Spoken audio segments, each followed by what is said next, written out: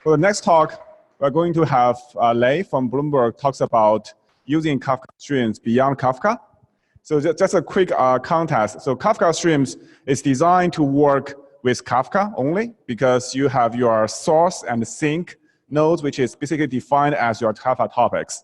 But at Bloomberg, people manage to actually use Kafka Streams, which is going beyond Kafka as underlying streaming storage. So I will give Lei his time to talk about the motivations and why they did it and how they did it. So yeah, let's have Lei. Hello? Okay. Yeah, thanks everyone, and thanks Guozhang for the introduction. So today I'm gonna talk about how we run Kafka Streams jobs to process data that is not in Kafka. It's an internal project we built to basically help us with some regression test and unit test. So I would not see it's like production ready to run, like to completely use it to process data in your production pipelines, but just use it for us to basically for the regression test. So the agenda will be like, I will start with motivation, and then I will list some of the possible solutions when we started with, and then I will talk about, okay, what the approach we choose and why we choose that, and also at the end, I will expose some future work. So before I start this slide, right, so can I know how many of you have used Kafka Streams? So. Okay, so I probably should do a quick Kafka Stream 101, right? So Kafka Stream is a library that Kafka community built to help you to process the data in Kafka. So as you can see in this diagram, basically it's read data from Kafka topics, and then it allows you to use either a DSL or processor API to build a topology, and then conduct basically to process your data either statelessly or you're just in the stateful way. And then at the end, it output your result back into a Kafka topic, right? So, and several key aspects of it. One thing is that the data is in from Kafka and then out back to Kafka, right? That's one thing. The second thing is that other than a Kafka cluster, there's no external dependencies. So that all the coordinations, kind of like this fault tolerance, all those stuff are done through leveraging the Kafka protocol so that you don't have to maintain any extra service. Of course, for the Kafka cluster, you probably need like a zookeeper. But for this, to run a Kafka Streams job, you don't need anything else other than a Kafka cluster. So my team has been using Kafka Streams for more than 1 year, and we have several data pipelines already, like build, use Kafka Streams. From as simple as filtering and some simple stateless transformation to as complicated as very heavy stateful operations, and even embedded some quant models to basically process market data. So in Bloomberg, we have a lot of requirements to build data pipelines to process this everyday market data. So from interest rate, options, stock prices, and then we do different kind of computations and generate some composite prices, for example, and then sell that data to our customer. So we choose Kafka Streams because again, as an application team, so we like its design that is a very minimum kind of operational cost. So we already have a well-maintained corporate-wise Kafka cluster, so that so the maintenance burden to us application team is very, very minimal. So, and also we like the API design and feel it's nature fitting to many good engineering designs. So that is very easy to start with.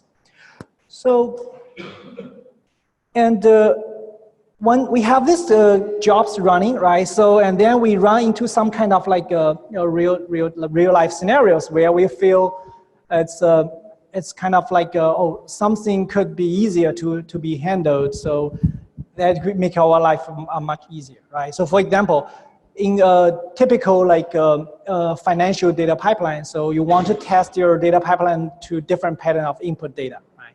So, and we have financial engineers to define different kind of input data type.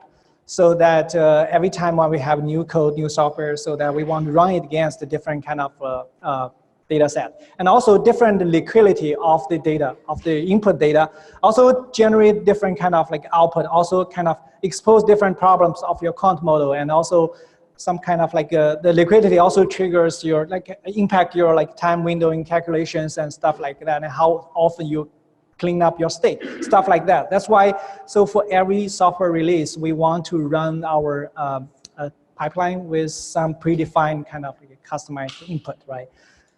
And sometimes the quant, they want kind of like to tweak the input as well manually before they feed that data into the data pipeline.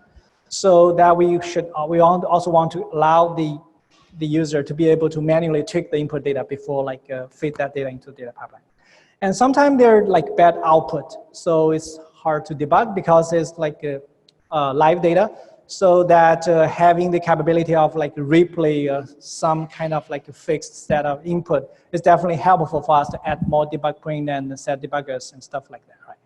So, and they also, from time to time, there are new models being released, and we need to kind of like back test the model. So, so run that against kind of like predefined the data set is definitely easy for us to kind of like test the model's correctness.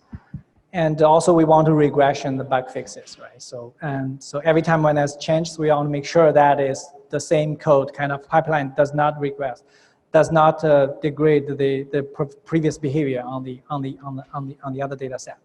So, and also like backfill some data, if you have already output data out, so that you want to have a way so you can kind of like run the good code again, and then basically backfill, and so that you can crack your bad result. So with all this said, right? So and also given the fact that Kafka itself is kind of like this append-only mode, and also it's kind of like it's designed to be used as a short-term like storage. So it's very kind of like it's kind of any pattern for us to store like golden copy of data in Kafka. So that's why we were like, hey, so can we think about some way so that we can save the golden copy of data somewhere, so that we can run our Kafka Stream jobs, and then basically just feed the data from there, and then generate data output also to some place which is not Kafka. So it could stay there for a longer time, so that we can kind of help people to look into it, compare it, right? So this will be the ideal workflow for us. So the data pipeline should be able to retrieve the data, and also we should have the chance for the data set to be like tweaked manually before the data is being ingested into the pipeline.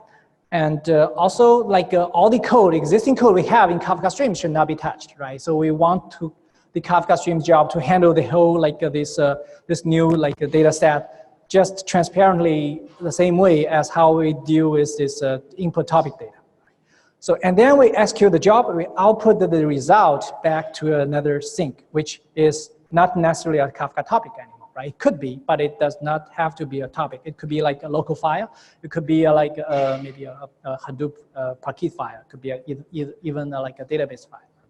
So, and the most important thing is that we want to minimize the operational cost. So that we can easily integrate this into our unit test and regression test, and trigger this from Jenkins job, right?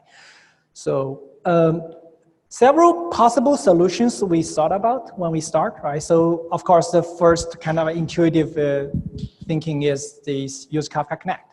So you set up a bunch of Kafka Connect, you mirror the data from your data source that had your golden copy, and then that data is being like mirrored to your Kafka topic, and then you run your Kafka stream the same way how you run it normally, and then you output it to Kafka, and then you have optionally another Kafka Connect to sync them back to your data sync, right? So this is definitely doable. So, but yeah, as you can see, so maintaining extra another kind Kafka Connect clusters definitely will give you extra operational cost, right? Which is not ideal for the regression test use case.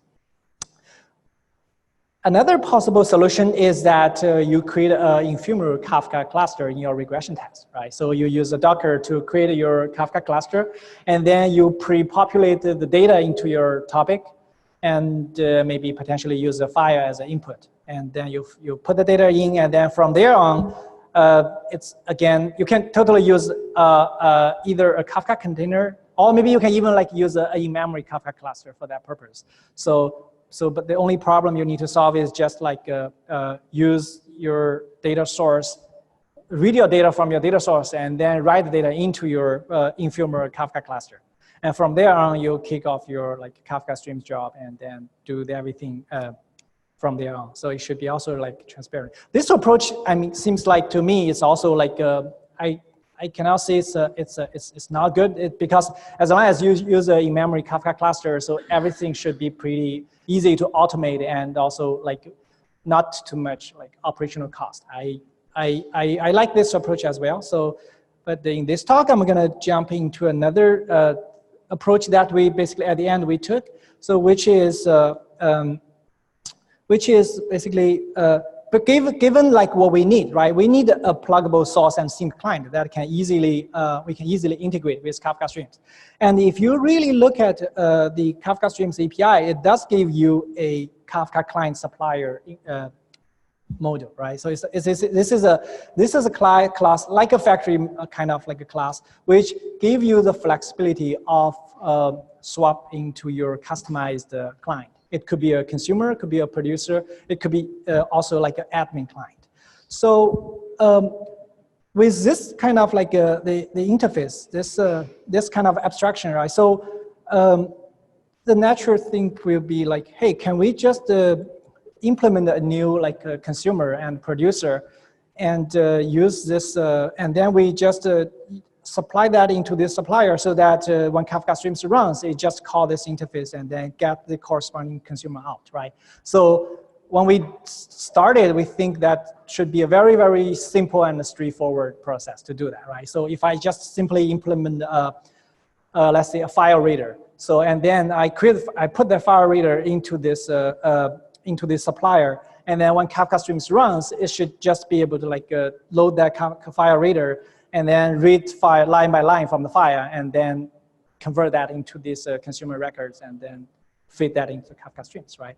So it turns out it's more complicated than that. The reason is, so to figure out what exactly need to be done, we need to first kind of like take a look at what exactly is does this consumer do in Kafka, right? So as I said, entire Kafka Streams is using Kafka protocol.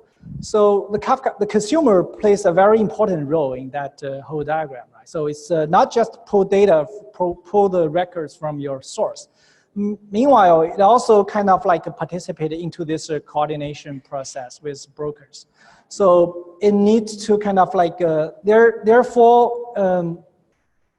stages in this coordination process, right? So as you know that in Kafka has this consumer group concept, so that consumers join to a specific consumer group, and then the broker will select the leader, right? So, and then the leader of that group will kind of like assign all the partitions that this consumer in this consumer groups has subscribed to, and then use like different kind of like assignment strategy. But at the end, it is this coordinator's job basically to kind of like determine what partitions and topics goes to like which consumer, and then distribute that state back, right? Which is the last state called state stabilization. So in both Kafka Streams and Kafka Connect's design, it all heavily like rely on these coordinations and the partition assignment, so to make this coordination works, right? So the partition assignment, basically its role is to get partition info for different topics, and then like I said before, like it implement different kind of like assignment strategies. It could be like sticky, like round robin, different kind of strategy, and then determine which partition goes to which consumer. That's the thing, right? So if we do want to implement a let's say non-Kafka consumer, we will not just need to implement the pull method. That means, right? We will also need to kind of like have a way to let our new consumer to also take these responsibilities, right? So, and in Kafka Streams context, right? So the previous slide was about basically in general, so in the abstract, like the consumer layer, what need to be done. So in Kafka Streams context, so the consumer coordinator so implemented the whole like this group management protocol, and Kafka Stream has another very important class called Stream Partition Assigner, which will kind of like because in Kafka Streams there's one more abstraction called task, right? Stream task, which kind of like help you to consolidate different topics and partitions, and then use that as a unit to distribute your work to different threads, right? So for that to happen, so all the topics that is involved in a Kafka Streams job need to be kind of like grouped together so that Kafka Streams can assign that to corresponding tasks and then to different threads, right?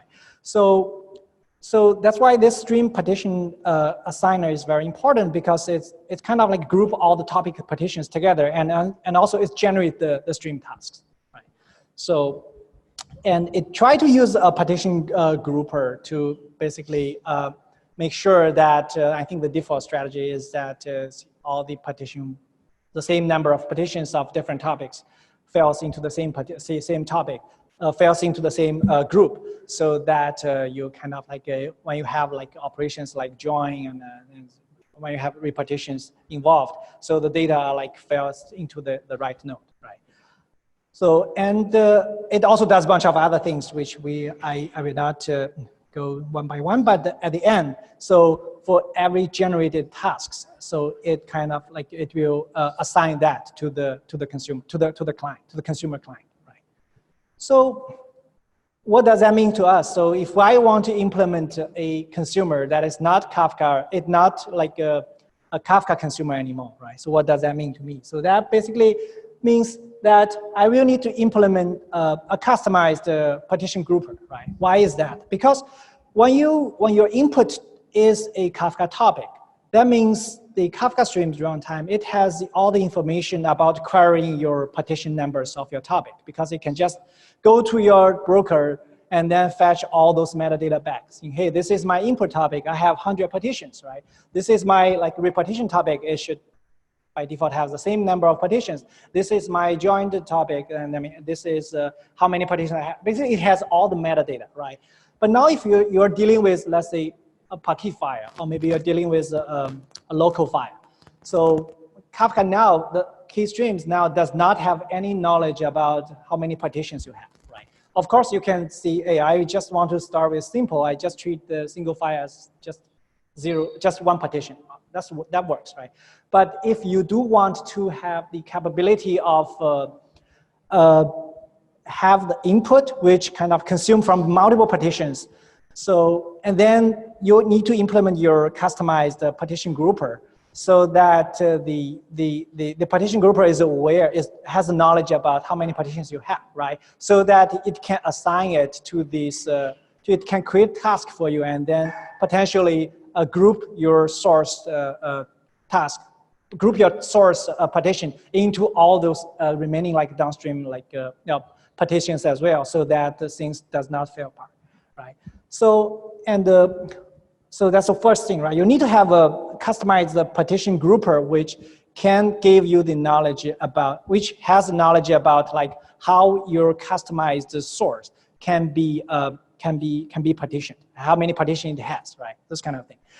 And once you have that, so your partition assigner now need to kind of like it composes this partition grouper, so you need to also kind of have a customized partition assigner. So the detailed like assignment strategy does not need to be changed, because if you have, let's say, a Parquet file with 100 partitions, and then it doesn't matter. It's just like treated seamlessly as 100 partitions of your Kafka topic.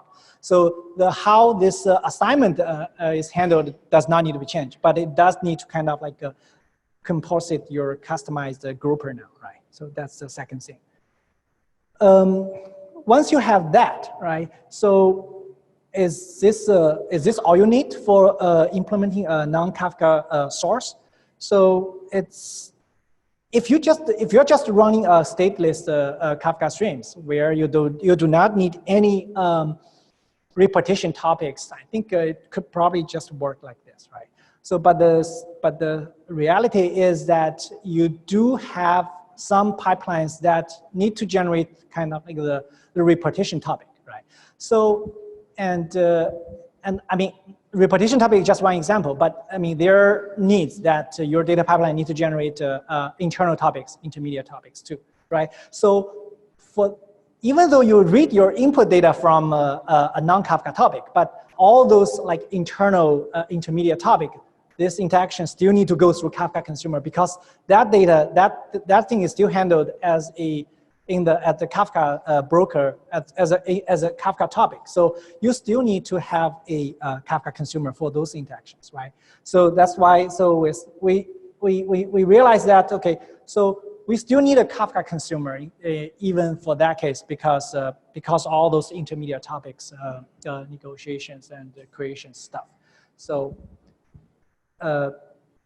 So the new consumer that we create now, it should have both the customized consumer as well as this Kafka consumer, right? So that it is able to read and write to both like either Kafka topic or your customized sync, right? So just a recap, right? So what we need, what we need to build a consumer. So if we want to support a non-Kafka topic as a source, so this is what we need to do. So we need to build a consumer that is able to read data from your data source. So convert that into consumer records, right? And then it should, like I mentioned before, it should take care of all those coordination work. So, and also, I mean, that including like interact with this partition assigner and the partition grouper so that the right stream task could be created, which will like in turn then be assigned to some consumer and then basically read from your right partition of your input source, right? So, and meanwhile, so we also realized that, we cannot completely get rid of Kafka consumer because of all those intermediate topic read and write. Still, a Kafka consumer is still needed, right? So you basically, what you need to do at the end is you need to create a new consumer which composite both of them.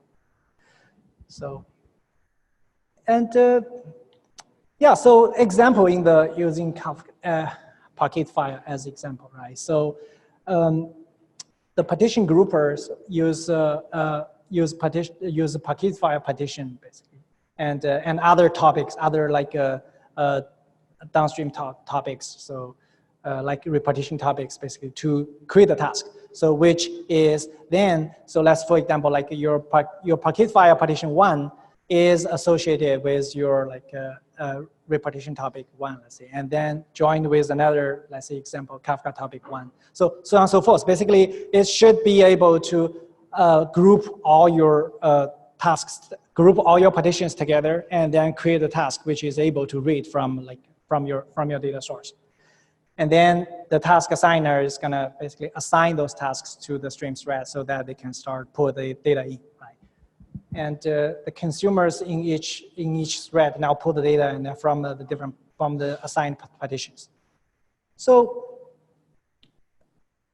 the same thing actually. So we tried out in our case. We tried the first two, like the local files as well as the HDFS file. So, but the same thing should work for other sources as well. So you can apply the same kind of methodology to your even a database.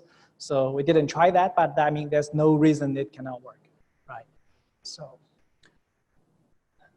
and the producer side is kind of like the similar thing, right? So you just extend from your producer class, and you override a bunch of method that is originally like write to Kafka topic. So now it will write to your customized data scene, right? So, and one thing is missing here is that also like I think the same one. So for the same reason, so the Kafka producer is still needed here as well, because you need to write to your like intermediate topic. So you also need to kind of have a composite kind of like a class which contains both a Kafka client and a Kafka producer and a non-Kafka producer.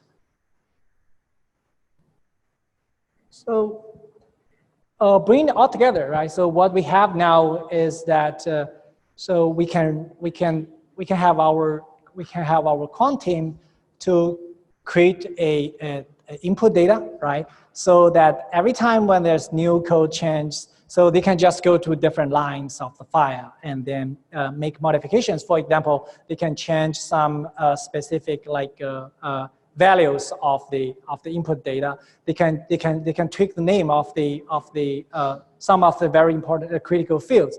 They can like tweak the bid and ask prices so that to verify the correctness of some of models, right? So, and then they just need to use, in our case, it's a Gradle. We bundle this in together with Gradle tasks so that they just need to run Gradle so that it will launch this Kafka Streams, which read from the file, and then build the same topology that we built in our production pipeline. So, and feed the data in, pull the data in from the file, and then go through the topology, and then generate the output, and then output the data back to the local file, another local file, so that they can download and then analyze what's wrong, what's right, what's wrong. Because it's harder for them to kind of like to deal with a topic because they are not developers, a lot of them, right? So, but it's much easier for them to just deal with a file. So,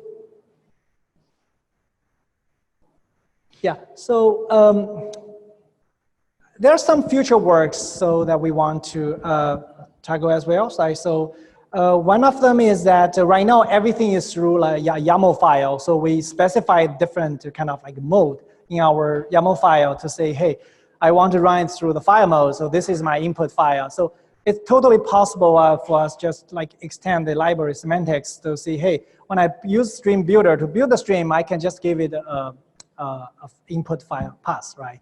So that all those like configurations, instead of like reading, loading from the YAML file, it could just be like input through this API. So, and the second thing is that we have, in our use case, we have our data pipeline is, when it runs, it needs kind of like, we create a great global K table, which is kind of like a mapping of a database table that basically has all those like configurations for this different algorithm and different kind of like stage of the algorithm. So right now we just hard coded all those configurations into a file and then load that into a hash map when we run this in this regression mode, right? So, but it's totally possible that if you look at that supplier, if you look at that supplier interface, actually, I didn't list it here, but it also allows you to supply a customized global consumer, which consume from your global kind of like the consume from your global the table source, right? So with that said, actually, it's totally possible for you to just you know, also directly load that, load your like more static data from a file, and then model that as a global K table, and which is visible in your Kafka Stream job.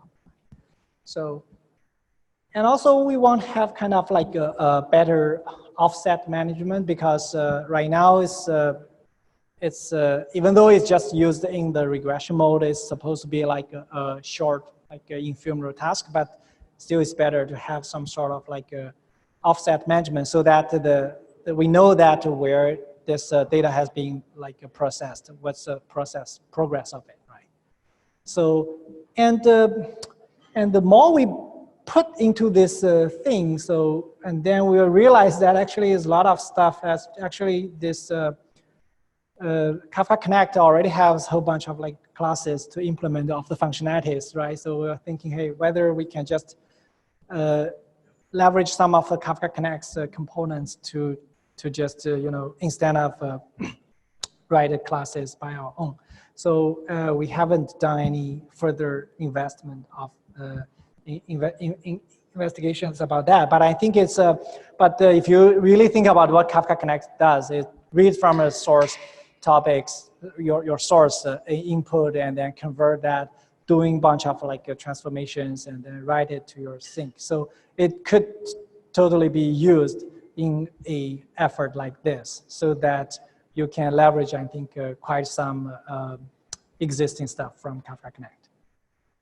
So, yep, so that's pretty much about the project we did. It's an internal project, so we just built it because we feel it's useful for our regression test. So if you have any questions.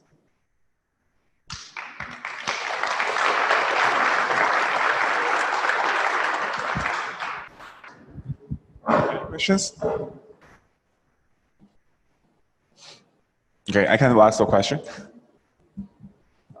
So in your motivation, you said that one of the motivations to use, non-Kafka as a source and sink is to do a unit test, right? Regression test mainly, yeah, unit test, yeah. Have you tried out the streams, what's that called, topology streams driver? Yeah, that one, we use something called Scala Kafka. That's an in-memory Kafka cluster, right? That's so, right. Yeah, we didn't use that stream driver testing, but I'm assuming that it allows you to build the topology and then feed the data in, right? But I'm not clear about like, does it allow me to, what kind of format it allow me to supply the data, original data? Right. Yeah, so the stream driver, the streams test driver allows you to basically manually pipe in any data you want. Mm-hmm. And programmatically, and then verify the state as well as the output to see if they match your expectations. I think that actually can ease your unit test or regression test a lot without relying on a Parquet file example. Yeah. Okay. I think let's thank Lei again.